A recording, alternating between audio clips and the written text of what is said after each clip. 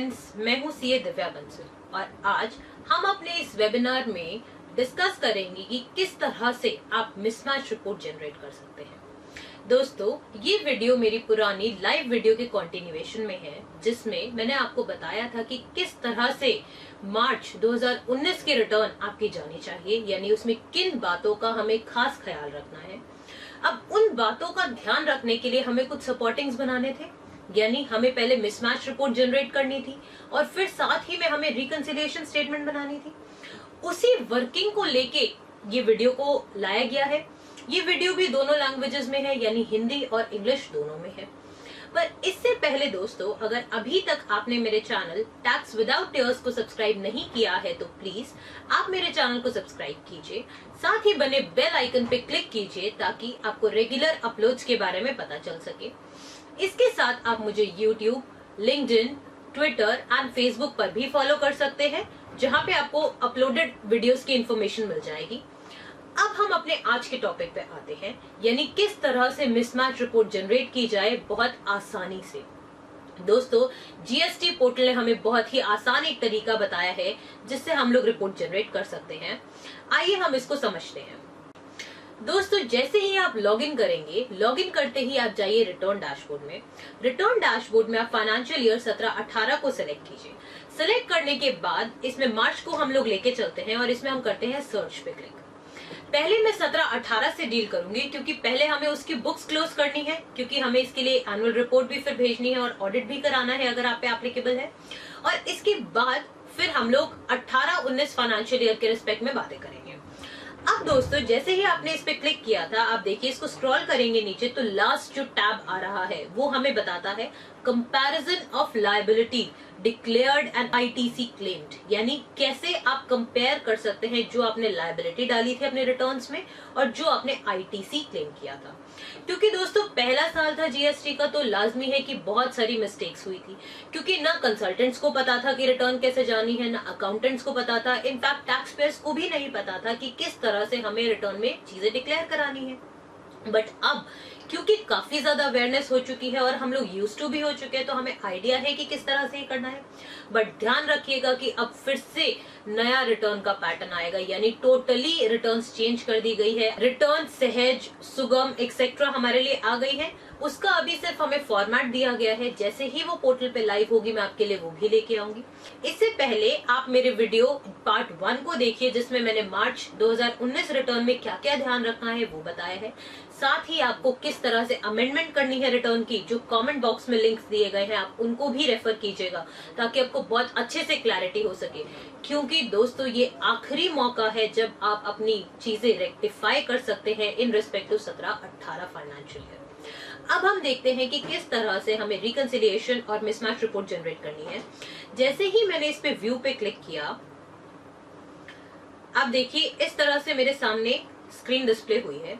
यहाँ पे भी 4 टैब्स आ रहे हैं। पहला बताता है liability other than export reverse charge, दूसरा liability due to reverse charge, तीसरा liability due to export and SEZ supply और चौथा ITC claimed and due. But इसके साथ साथ जैसे ही आप रिफ्रेश बटन पे क्लिक करेंगे तो आप देखिए नीचे पूरी एक स्टेटमेंट जनरेट हो गई है, जो कि एक तरह से समरी है। समरी हमें क्या कह रही है आप देखिए। पहला टैब जो है वो टैक्स पीरियड बता रहा है हमें, इसमें पहला कॉलम। दूसरा कॉलम बताता है tax liability as per GSTR 1 and GSTR 3B, यानी जीएसटीआर 1 में मेरी क्या फिगर्स आ रहे हैं और जीएसटीआर 3B में मेरे क्या फिगर्स आ रहे हैं। अगर आप इसका टोटल देखेंगे तो क्योंकि हमें रिटर्न्स का आइडिया था तो हमारा बिल्कुल मैच हो रहा है। सिर्फ 1 रुपए का डिफरेंस आ रहा है, तो that is not a material mismatch. तो इस तरह से हमारे जीएसटीआर 1 एंड 3B मैच हो रही है पूरी। अब आईटीसी क्लेम्ड है, ITC claimed in GSTR 3B and accrued as per GSTR 2A।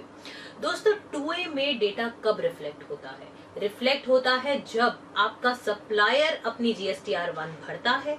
भरते वक्त वो आपकी डिटेल्स अगर डालता है तभी वो आपके 2A में रिफ्लेक्ट करेगा।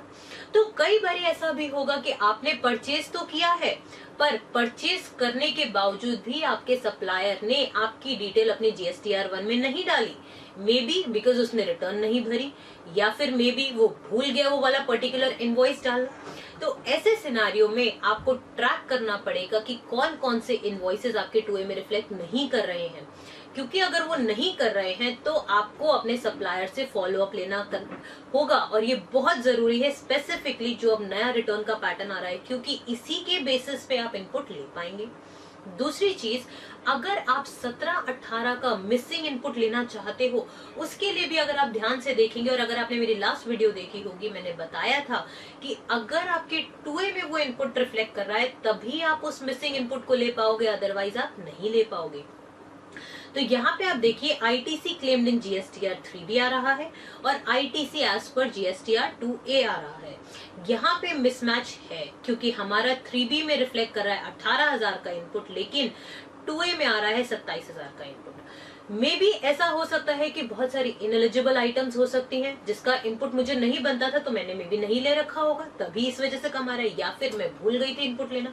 तो इस मिसमैच के बाद हमें क्या आइडेंटिफाई करना है?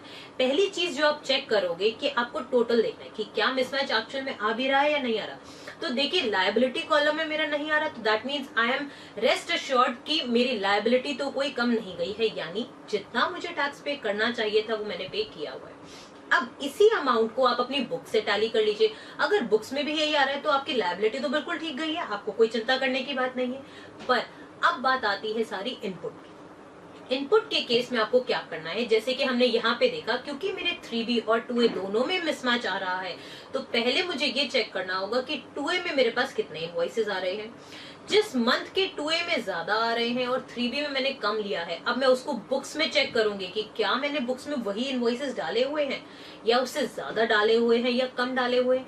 तो जो मेरी रिकंसिलिएशन यहाँ से बन के आएगी, अकॉर्डिंगली मैं अपना आइडिया लगा पाऊंगी कि कितना ITC मुझे एलिजिबल था और कितना मैंने अवेल किया 3B में।